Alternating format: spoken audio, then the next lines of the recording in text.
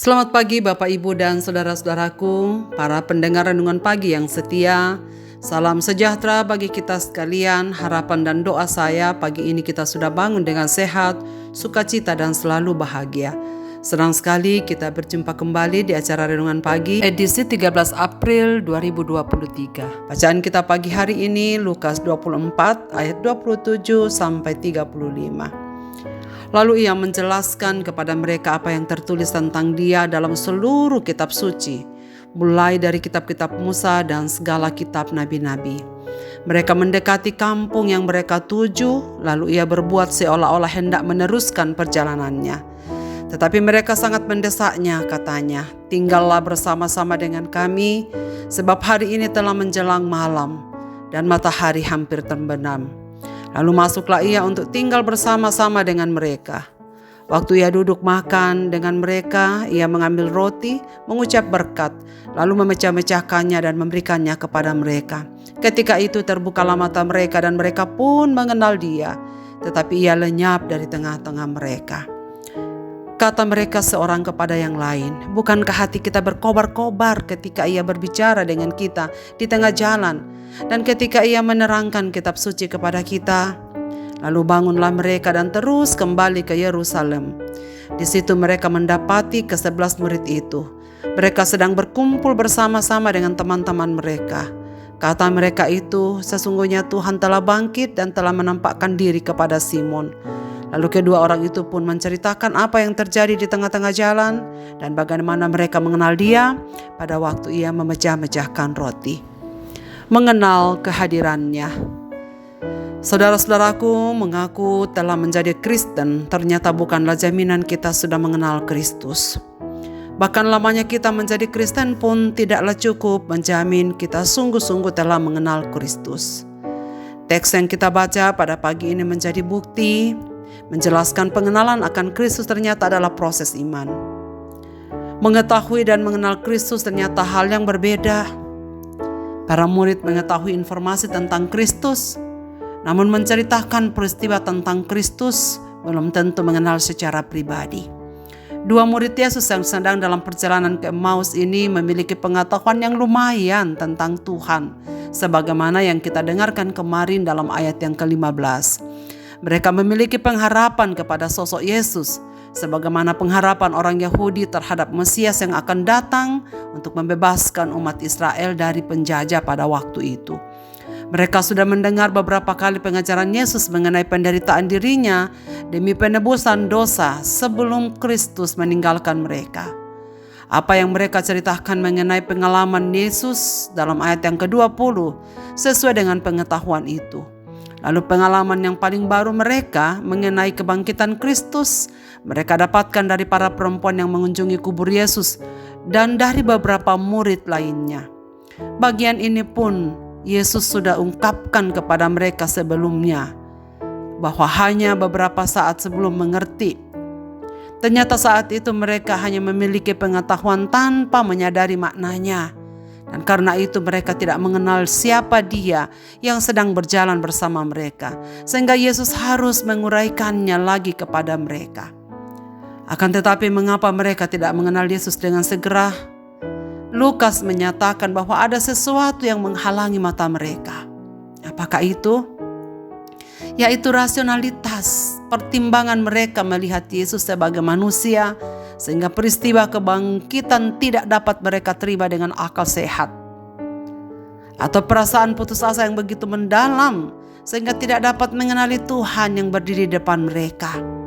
Memang harus diakui dikuasai emosi yang kecewa atau sedih ataupun marah akan menghalangi akal sehat kita atau nalar berpikir kita memahami apa yang sesungguhnya sedang terjadi.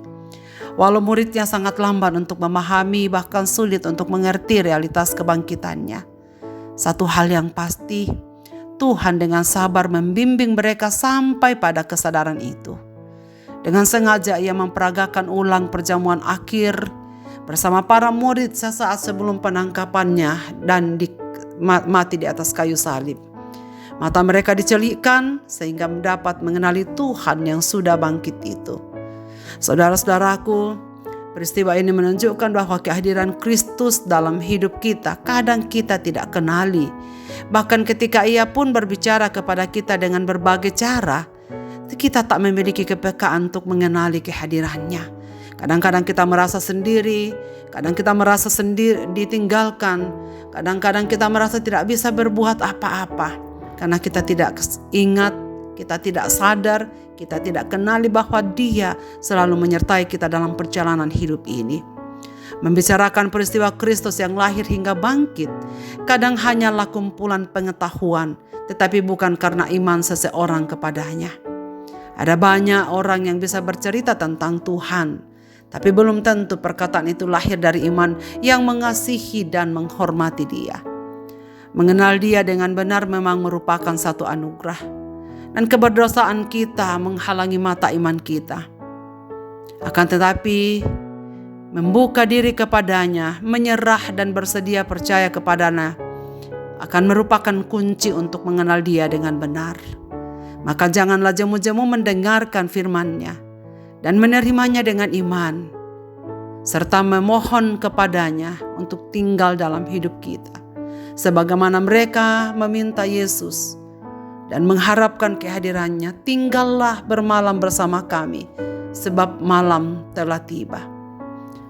Kiranya Tuhan menolong kita saudara sekalian untuk selalu menyadari kelemahan kita, dan kita selalu meminta Dia hadir dalam hidup kita, sehingga kita mampu bertumbuh mengenal Dia semakin hari semakin dewasa, dan mengenal Dia sampai pada akhirnya Tuhan memanggil kita.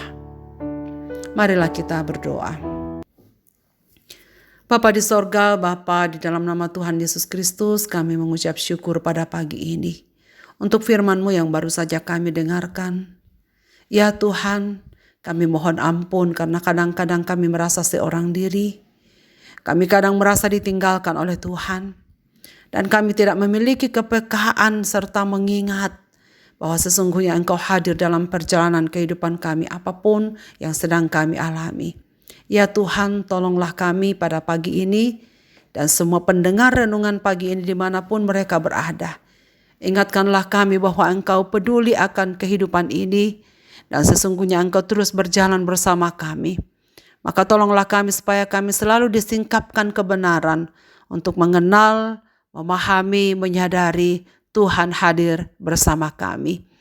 Dan kiranya pada pagi ini kami semua dihiburkan oleh firman-Mu. Engkau tahu apa yang sedang terjadi pada pikiran dan perasaan kami, bahkan apa yang terjadi dalam kehidupan kami masing-masing. Tolonglah kami ya Bapa untuk memiliki pengharapan bahwa Yesus Kristus selalu hadir dan bisa tinggal diam di dalam hidup kami. Ke dalam tangan kasih-Mu Bapa kami serahkan hidup ini, dan segenap pendengar renungan pagi dimanapun mereka berada, dalam segala keadaan yang sedang terjadi atas hidup mereka. Pagi ini secara khusus kami mendoakan anak-anak kami yang sedang berjuang untuk masa depan mereka.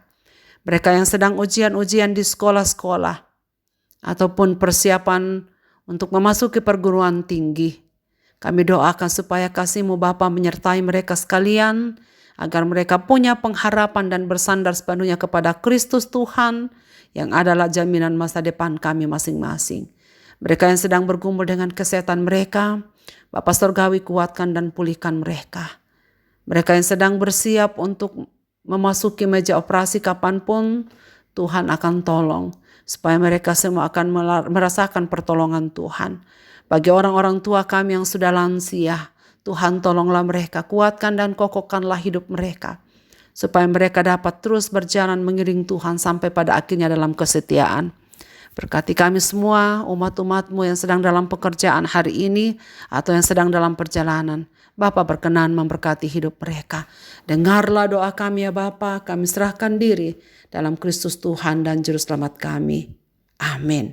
Selamat beraktivitas Bapak, Ibu dan saudara-saudaraku. Tuhan Yesus memberkati kita sekalian.